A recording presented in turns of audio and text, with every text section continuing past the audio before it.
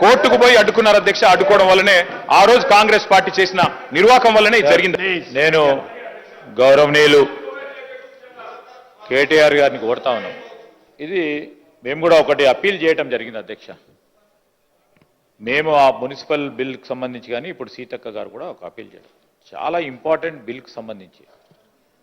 ఇప్పుడు ఆరోపణలు ప్రత్యారోపణలు చేయాలనుకుంటే వేరే డిస్కషన్ సార్. ఈరోజు నేను చెప్తా ఉన్నాం అధ్యక్ష, దానికి సంబంధించి మీరు వేరే రూపంలో పోయి దీన్ని ఆపు చేయకుండా ప్రయత్నం చేయాలని అందరినీ కోరిన, మిమ్మల్ని కోరిన, ఎవరిని కాదు అందరినీ కూడా ఎవరన్నా ఈరోజు ఈ బిల్లు ప్రవేశపెట్టిన తర్వాత ఏదో రూపంలో పోయి దీన్ని కాంగ్రెస్ ప్రభుత్వానికి మంచి పేరు రాదు. కాంగ్రెస్ ప్రభుత్వం అని కాదు, బలహీన వర్గాలకు సంబంధించి దయచేసి ఇంతకుముందు మా సహచరులు పొన్నం ప్రభాకర్ గారు చెప్పినట్టు మీరు ఆమోదం చెప్తా ఉన్నారో లేదో అని ఓ రెండు విషయాలు చెప్పి ఈ బిల్లును మనం పాస్ చేసుకుంటే బాగుంటుందని మా అభిప్రాయం.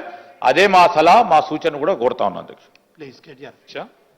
సీఎం గారు కనుక రాజకీయపరమైన అంశాలు మాట్లాడకపోతే మాకు కూడా మాట్లాడాల్సిన అవసరం లేదు. నేను సభ దృష్టికి, సభ్యుల దృష్టికి, రాష్ట్ర ప్రజల దృష్టికి వాస్తవాలు చెప్పాలి కాబట్టి నేను చెప్పాను. కానీ మాకు వేరే ఉద్దేశాలు లేవు అధ్యక్ష. సంపూర్ణంగా ఈ బిల్లును స్వాగతిస్తున్నాం, సహకరిస్తున్నాం, కాబట్టి సలహాలు కూడా ఇస్తున్నాం.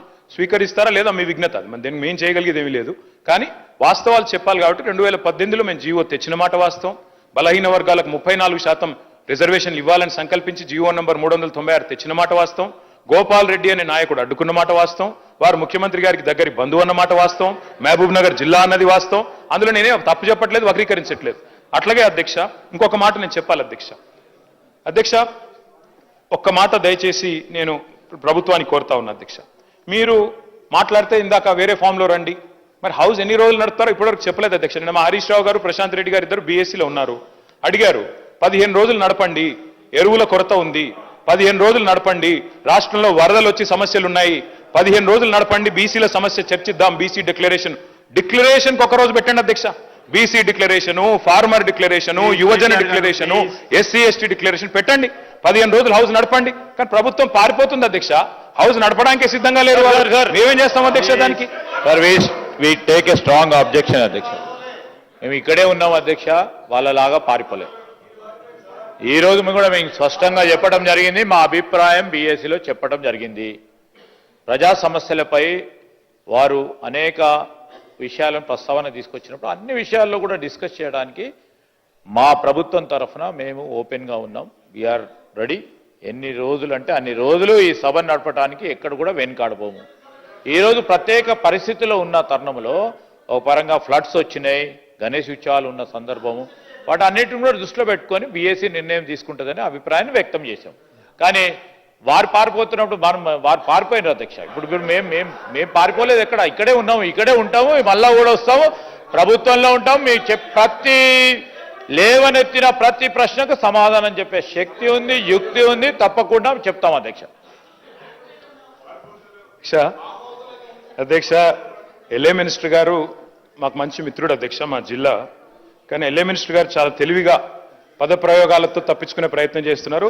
ఈ రోజు రాత్రి రేపు హౌస్ వాయిదా ఇస్తారని మీకు తెలుసు, మాకు తెలుసు. ప్రభుత్వం పారిపోతుందా, ప్రతిపక్షం పారిపోతుందా, ప్రజలే నిర్ణయిస్తారు అధ్యక్ష. మేము 15 రోజులు చర్చ జరగాలని మనస్ఫూర్తిగా సభా వేదికగా డిమాండ్ చేస్తున్నాము. పెట్టమని చెప్పి ప్రభుత్వాన్ని కోరుతున్నాము.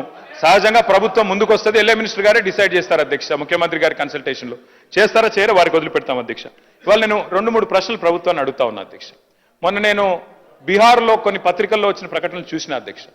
తెలంగాణలో బీసీ రిజర్వేషన్లు అమలైపోయినాయని చెప్పి బీహార్లో ప్రకటనలు ఇచ్చారు. ఇదెక్కడ చూద్దాం అధ్యక్ష? అసలు ఇక్కడ రిజర్వేషన్ల గురించి ఇక్కడ చర్చ జరుగుతుంది. బీహార్లోనేమో ఎన్నికల ప్రకటనలు ముఖ్యమంత్రి గారు అట్లాగే డిప్యూటీ సీఎం గారు ఫోటో పెట్టి బీహార్లో మరి ఇక్కడి డబ్బంతా తెలంగాణ ప్రజల డబ్బు తీసుకుపోయి బీహార్లో పెడితే ఏమొస్తుందో మాకైతే తెలియదు అధ్యక్ష. మరి తీసుకుపోయి ప్రకటనలు అక్కడ ఇస్తా ఉన్నారు.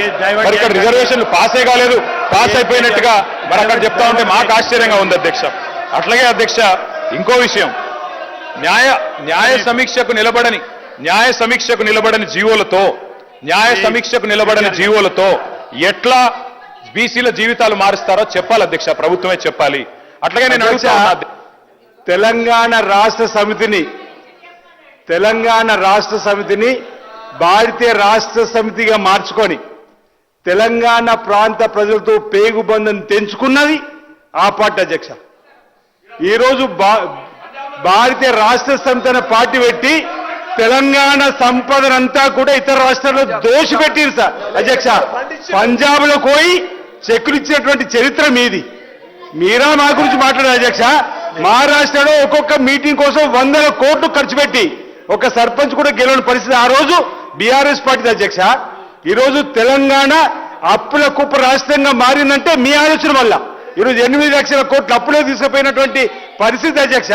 అప్పడంగా హిందీ రాష్ట్రాల్లో 1000 కోట్లతో భారతీయ రాష్ట్ర సమితికి సంబంధించినటువంటి వారు ఇక్కడి కార్యక్రమం అక్కడ అమలు చేసినట్టుగా చూపేటువంటి కార్యక్రమం చేసి ఈ రాష్ట్ర సంపదను లూటి చేసినటువంటి వీళ్ళ ఈరోజు మన గురించి మాట్లాడే అధ్యక్ష. ఈరోజు మాది జాతీయ పార్టీ కాబట్టి అక్కడికి మా నాయకులు, మా ముఖ్యమంత్రి గారు, ఉప ముఖ్యమంత్రి గారు వెళ్ళి వచ్చిన సందర్భాన్ని కూడా తప్పొట్టే విధంగా మాట్లాడితే ఎట్లా అధ్యక్ష? ఈరోజు మన తెలంగాణ సంపద అంతా కూడా ఇతర రాష్ట్రాల్లో పంచి వచ్చింది అన్నట్టు ముఖ్యమంత్రి అధ్యక్ష. ఈరోజు సభ నడుస్తుంది, ఇందులో ఉన్నాం, సభ పారిపోతుంది అధ్యక్ష అంటున్నారు. 22 నెలలైంది అధ్యక్ష, రాంది ప్రతిపక్ష నాయకుడు కదా అధ్యక్ష. ఈ రోజు కూడా ఇంత బీసీలకు సంబంధించిన అంశం కానీ కాళేశ్వరం సంబంధించిన అంశం జరగబోతుంది. వారు వచ్చి మాట్లాడాల్సిన అంశం ఉండే కదా అధ్యక్ష. ఎస్సీ కేటగిరీ వచ్చినప్పుడు కూడా వారు రాలేదు కదా అధ్యక్ష. వారిదా తప్పు, మాదా తప్పు అధ్యక్ష. ఈరోజు ప్రతిపక్ష నాయకుడు ఉండి సభకు రాకుండా ఫామ్ హౌస్ ఉన్నటువంటి వారి వైఖరి చూస్తున్న ప్రజలు, ఈరోజు మేము ఈరోజు అసెంబ్లీ నుండి చేస్తున్న కార్యక్రమం కూడా ప్రజలు చూస్తున్నారు అధ్యక్ష. ఈరోజు వచ్చే రోజుల్లో కూడా ఈ ప్రభుత్వం మళ్ళీ అధికారులు కాంగ్రెస్ ప్రభుత్వం ఇంద్రమరాజ్యం వస్తుంది. ఇంత మా ముఖ్యమంత్రి అన్నట్టుగా ప్రతిపక్షాన్ని కూడా వారి స్థానానికి పరిమితం కాకుండా ఉంటారు అధ్యక్ష. Please KTR 5 minutes please. Speaker sir, sir మీ ఈ సాంప్రదాయాన్ని ఎక్కడ చూడలేదు సార్. జనరల్గా మంత్రులు ఇంటర్వ్యూని అవుతారు, మరి గవర్నమెంట్ విప్లు కూడా అవుతున్నారు. మా సీనన్న కూడా మంత్రి కావాలని కోరుకుంటున్నా. మా జిల్లా బిడ్డ, మా రాజన్న సిరిసిల్ల జిల్లా బిడ్డ. తప్పకుండా మా లక్ష్మణ మొన్ననే అయ్యిండు. శుభాకాంక్షలు వారికి.